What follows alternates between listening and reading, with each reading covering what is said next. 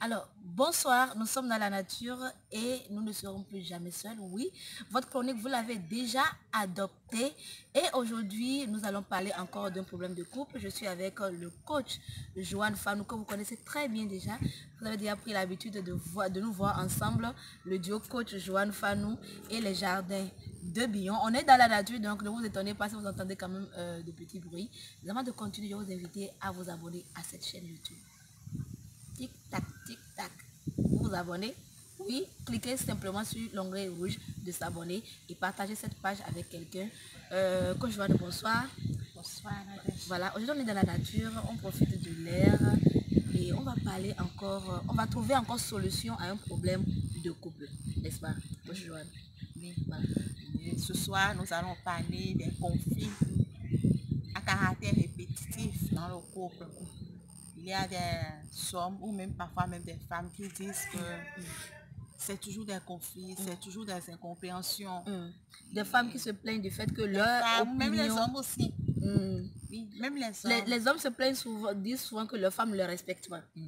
Ne respectent pas leur opinion. Voilà. Les femmes disent que mon mari ne tient pas compte de moi. Lorsqu'on doit prendre une décision, il ne tient pas compte de mon avis. Alors qu'est-ce qu'il faut faire quand on est dans une situation comme ça? Parce que ça allait de rien. Mais ça frustre beaucoup. Ça frustre beaucoup. L'autre a l'impression qu'elle n'a aucune valeur pour vous. Elle a l'impression que sa voix ne porte pas dans la relation, pas d'intérêt et qu'elle est là juste pour la forme. Alors, qu'est-ce que moi je voudrais dire à surtout aux femmes qui sont dans des situations pareilles? Elles devraient savoir que lorsqu'on est dans un foyer, on est dans un foyer en tant que partenaire. On n'est pas dans un foyer en tant que rivaux, n'est-ce pas? Et dès le moment où vous êtes des partenaires dans une entreprise, vous devez savoir que vous n'avez pas besoin de vous comporter comme des gens qui doivent gagner coûte que coûte. Un partenariat suppose des sacrifices, un partenariat suppose des concessions, un partenariat suppose qu'il faut aller à la rencontre de l'autre, il faut essayer d'écouter l'autre. Alors, lorsque vous êtes dans un couple où il y a tout le temps des incompréhensions du genre, moi j'aimerais qu'on achète une parcelle maintenant, mais lui préfère qu'on reste en location d'abord parce qu'il trouve que ce n'est pas encore le moment. Ou bien du genre, tu aimerais reprendre des études, mais lui pense qu'actuellement il faudrait plutôt gérer les enfants. Ce sont des choses qui frustrent beaucoup. Tu vois? Alors, lorsque tu es dans une situation pareille, je te propose d'aller un peu doucement. La première chose que tu devais savoir, c'est que en toute chose, c'est l'attitude qui compte. C'est l'attitude qui compte. C'est-à-dire quoi? Tu n'as pas besoin de te braquer, de prendre position en même temps. Il dit, bon, on ne m'écoute jamais. Non, vous êtes encore, vous êtes des amis. Quand vous avez commencé, vous étiez... En fait, quand la personne finit par dire, on ne m'écoute jamais, c'est que ce n'est pas la première fois que ça s'est passé. Je suis d'accord. C'est répétitif. Justement, c'est répétitif. Et c'est surtout parce que il y a des comportements qui suivent ce conflit, ce type de conflit, que cela se répète. Donc, aujourd'hui, nous voulons apprendre comment est-ce qu'il faut se comporter pour mettre fin à ce type de conflit. Lorsque tu es la femme, et toi la femme ou toi l'homme, tu vois que le truc devient un peu trop répétitif, commence par adopter une autre attitude face au conflit. Quelle attitude par exemple? Tu n'as pas besoin de te braquer. Tu n'as pas besoin de te sentir en même temps diminué. Tu n'as pas besoin de te sentir en même temps lésé. Non, vous êtes ensemble. Et quand on va en profondeur, on se rend compte que l'autre, ce qu'elle dit, il est dans sa vision. Et il se dit que ce qu'il dit est normal, que c'est bon, que c'est pour le bien de votre famille. Toi-même, ce que tu dis n'est pas mauvais. Lorsque les gens viennent vers moi, je leur demande pourquoi est-ce que tu dis ça. Elle te donne des raisons. Toi-même, tu vois que ces raisons sont valables. Face au conflit, ne sont pas ce qu'ils devaient être. Alors moi, je voudrais conseiller ce soir quelques comportements qu'il faut avoir en face des situations conflictuelles dans le couple. Le premier comportement que je recommande, c'est que vous adoptez une attitude pacifique. Oui. Que vous soyez celui qui est pacifique. Oui, voilà. Que ce soit toi la femme qui m'écoute, mais que ce soit l'homme qui m'écoute en ce moment. Je voudrais te demander que lorsque les situations conflictuelles se présentent, tu adoptes une attitude pacifique. Que tu te dises que elle a certainement raison. Elle elle est dans sa vision à elle. Nous avions chacune nos visions et nous nous sommes mis ensemble. Donc rien ne prouve que toutes les décisions que toi tu auras à prendre, mais toutes les choses que tu auras envie de faire vont épouser nécessairement le ok de l'autre. Donc sois dans une attitude pacifique. Essaie de te calmer, mais ne te braque pas, ne prends pas position. Le deuxième comportement que j'aimerais conseiller, c'est que tu deviennes une personne qui écoute l'autre. Voilà, l'écoute active. Attentive. Il faut écouter l'autre. Écoute. Il y a des gens, lorsqu'ils veulent écouter, ils écoutent bizarrement. Non. On écoute juste pour répondre. Non, c'est pas ça. Écoute la personne. Tu connais ça, non? En fait, on écoute juste pour puiser dans quelque chose dedans et lancer encore. Oui. Non. Lorsque vous êtes en couple et vous êtes en situation conflictuelle, il faudrait que l'un ou l'autre vous adoptiez une écoute pacifique encore. C'est-à-dire l'écoute pacifique, c'est que tu écoutes dans le but de comprendre l'autre. Tu écoutes dans le but d'intégrer profondément la vision de l'autre. Ça, c'est le deuxième comportement. Écoutez vos conjoints, écoutez vos conjointes. C'est parce que la personne a l'habitude de te fatiguer et a l'habitude de toujours te faire croire que ton opinion ne compte pas. Que tu dois aussi continuer à prouver que ton opinion compte. Écoute-la afin d'aller en profondeur et mieux comprendre ce qu'elle est en train de dire. Et vous allez comprendre, vous allez constater que dès le moment où vous commencez par adopter une attitude d'écoute, on commence par comprendre l'autre. On commence à voir autrement la situation. Parce qu'on voit la situation avec le regard de l'autre.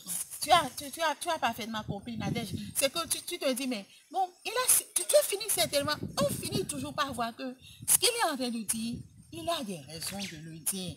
Et donc, l'écoute entraîne la compréhension. Ce qui fait que les couples ne s'entendent pas, c'est parce que les gens ne s'écoutent pas. On ne s'écoute pas. On a tendance à faire passer son opinion, mais on ne veut pas écouter l'autre. Il faut écouter ton partenaire. Il faut écouter ta partenaire, même si elle n'a pas étudié comme toi, même si elle n'a pas le niveau intellectuel que tu as. Elle a mérité ton amour. Ça veut dire donc elle a de l'importance. Et donc les propos, les opinions qui viennent d'elle ou de lui sont très importants pour la survie de votre foyer. Alors, je disais tantôt que l'écoute entraîne la compréhension. Et vous allez constater que dès le moment où vous commencez par comprendre l'autre, qu'est-ce qui se passe? Par montrer à l'autre de la compréhension, oui. Il y a une certaine résolution qui commence par se faire et voir. C'est-à-dire, devant la situation, tu te dis, mais lui, il voudrait qu'on mette, qu'on badigeonne la maison en jaune. Mais moi, je voudrais qu'on la badigeonne en bleu.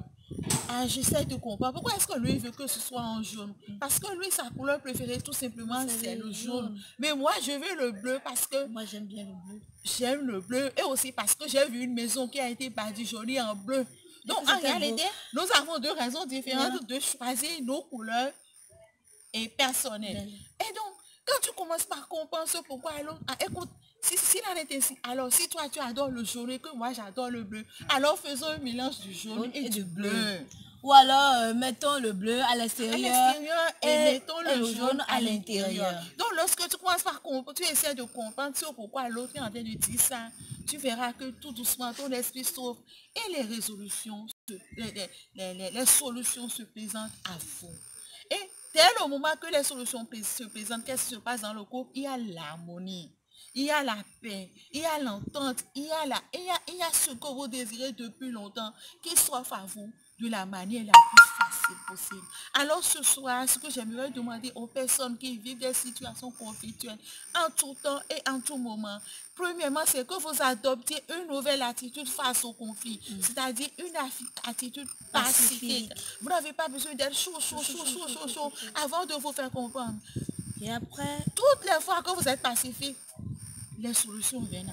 Alors, après ça, vous allez adopter une écoute attentive. Essayez d'écouter sans chercher à piocher dans ce que l'autre dit pour le marquer.